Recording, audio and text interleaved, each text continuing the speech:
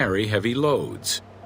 These goods were moved during the Nile's flooding season, when the river was deep enough for large ships. The transports stopped at checkpoints to accommodate customs and police controls, as well as for technical requirements and weather conditions.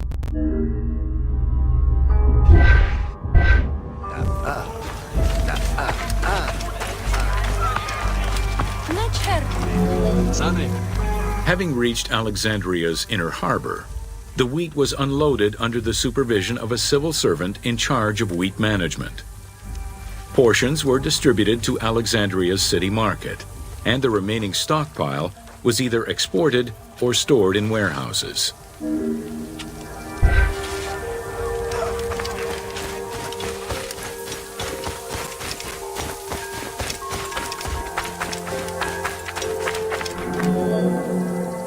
Grain storage facilities were located across all of Egypt. Temples and institutions had large silos, while individual houses had storage sheds. In some houses, arched cellars were built into the foundations. These watertight chambers were accessible from the ground floor through a trapdoor. Royal granaries acted as the storehouse and distribution centers, and managed state payments to civil servants, soldiers, and the police. Though plastered on the inside, silos weren't completely sealed, and so remained susceptible to mice infestations.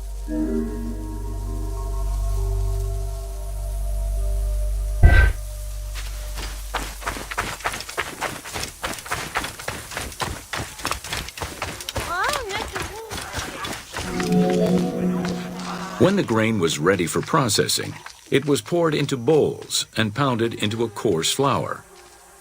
That flour was then passed through a sieve to make it of finer quality and further ground between stones. Ancient Egyptians did not stock flour. Instead, fresh grain was portioned out each time to produce flour as it was needed.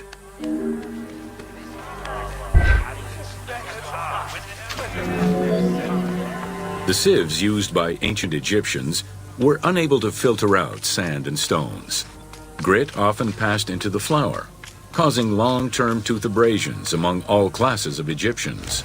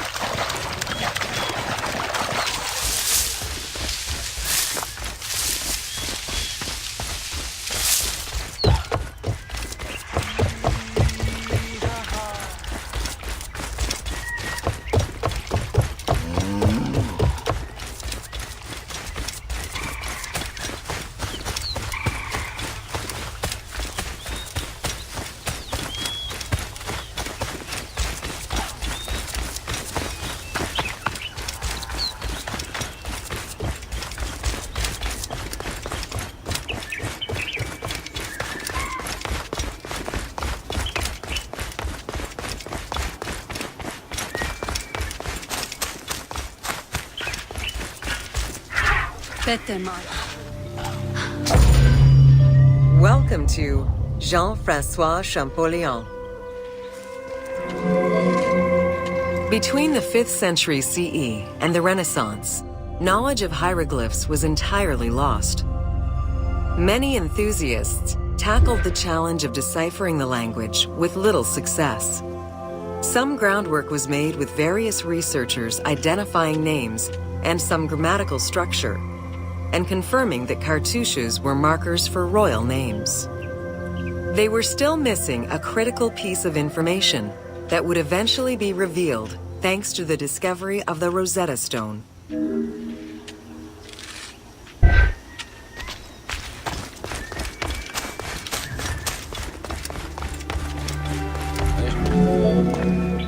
The Rosetta Stone was found in 1799 by Bouchard, a soldier in Napoleon's army. The stela dates from 196 BCE, written in ancient Egyptian and Greek with 3 scripts: hieroglyphics, Demotic, and Greek alphabet. Following the defeat of Napoleon Bonaparte in 1801, the English took possession of the stone. It has been at the British Museum since 1802 and remains the most visited object of the museum to date.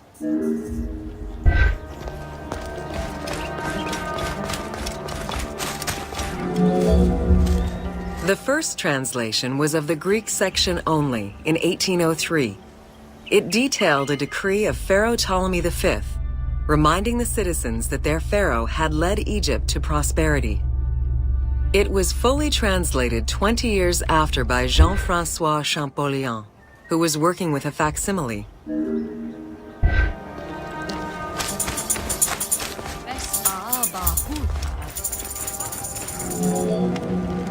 Through his studies of the stone, Champollion was able to make a critical observation that would unlock the whole mystery: that hieroglyphics were not only ideograms, but also phonograms. Hieroglyphs consist of phonetic glyphs, single characters, and logograms. Essentially, they are a combination of phonetics, alphabet, and full words, which in total form a language.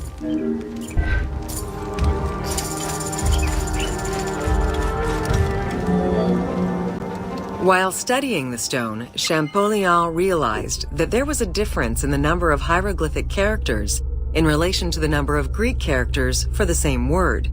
This led him to believe that hieroglyphs must have phonetic characteristics. This was the first step to unlocking the Rosetta Stone's secrets.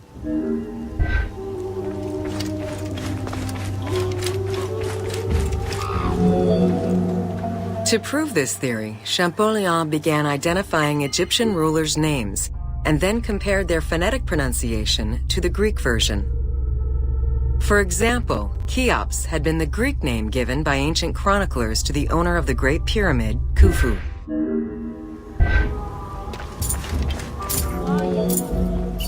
The next step for Champollion was to confirm that his approach was verifiable by using the Philae obelisk as an additional reference. Engraved in the obelisk are 2 inscriptions